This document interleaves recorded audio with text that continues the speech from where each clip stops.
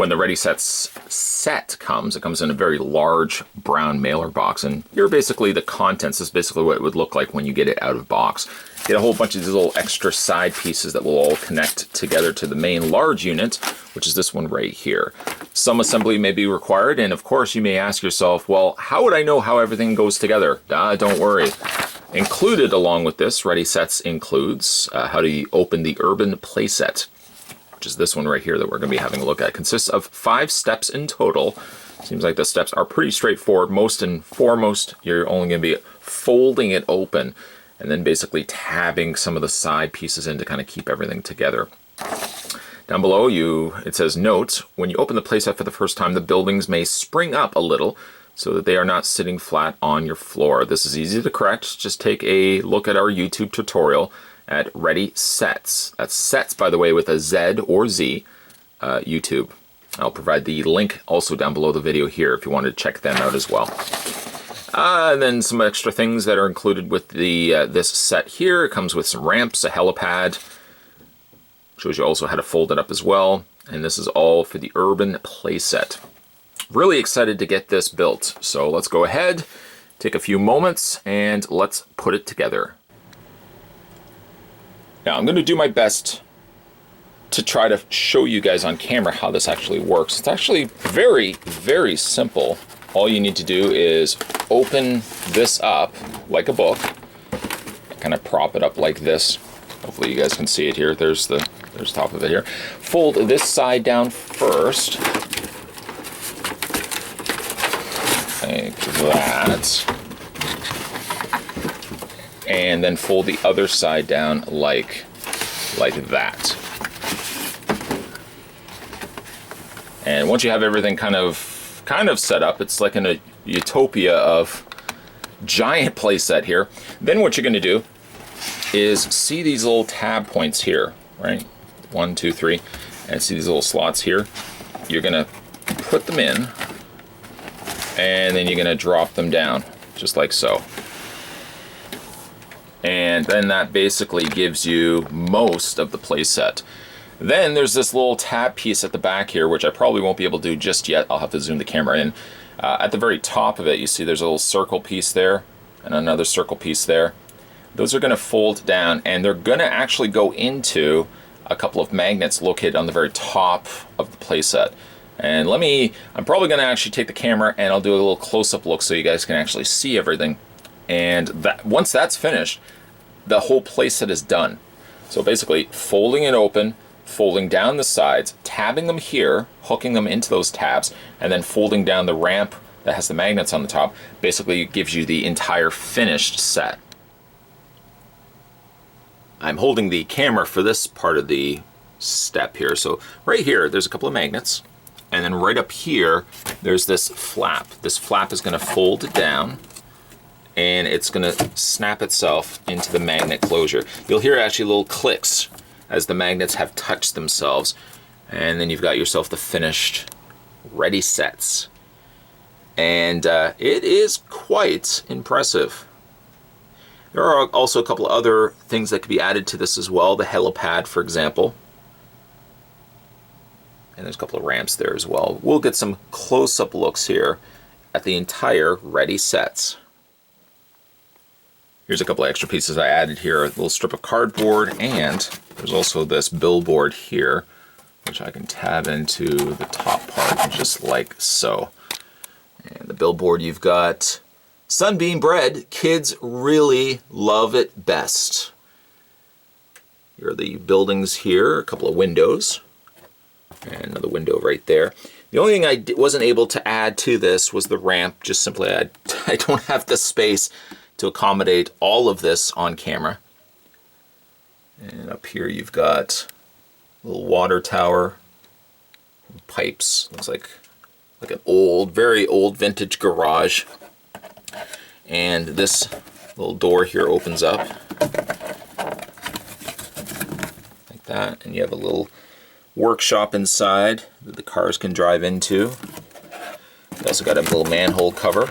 I say little, it's actually a considerably large manhole cover. And down here you've got a stairwell that you have your figures walking down into. through the very front, there's an opening here that leads into a sewer. An ideal area if you have some Ninja Turtle figures. Looks like there's some sewer water in there as well. Up here's the stairwell I was showing you earlier. The stairwell leads down to a little underground, kind of little headquarters sort of thing.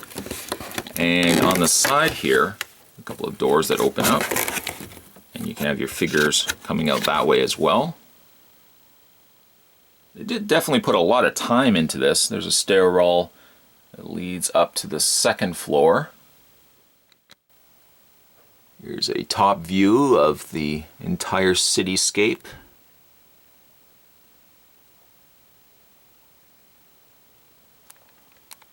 A lot of space up here too, that if you had some battles between some figures, you could have them fighting along the top area here. There's also a ramp at the back. Dead end. There's danger, do not enter.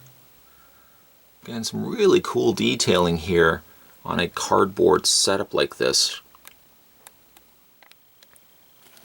Here are the ramps I was unable to put onto the set, just didn't have the space for it. I'll show you a close-up look at what it's made up of. It's corrugated cardboard, but it's almost got a slight slick laminated feel to it as well. I wouldn't advise probably spilling on this, spilling any liquids or anything like this on here, but the material feels as if there could be a slight protection to it. You wouldn't want to get it wet, obviously. You wouldn't want to play with this outside, I would say. But it does feel like the surface has maybe a little bit of a coating to it. To give you a scale as to how big this is, I've got just a regular Batman basic figure from Justice League. He fits in well scale-wise to the top cityscape. I suppose if you had a small enough vehicle, like a bike or something like that, you could put that in the garage.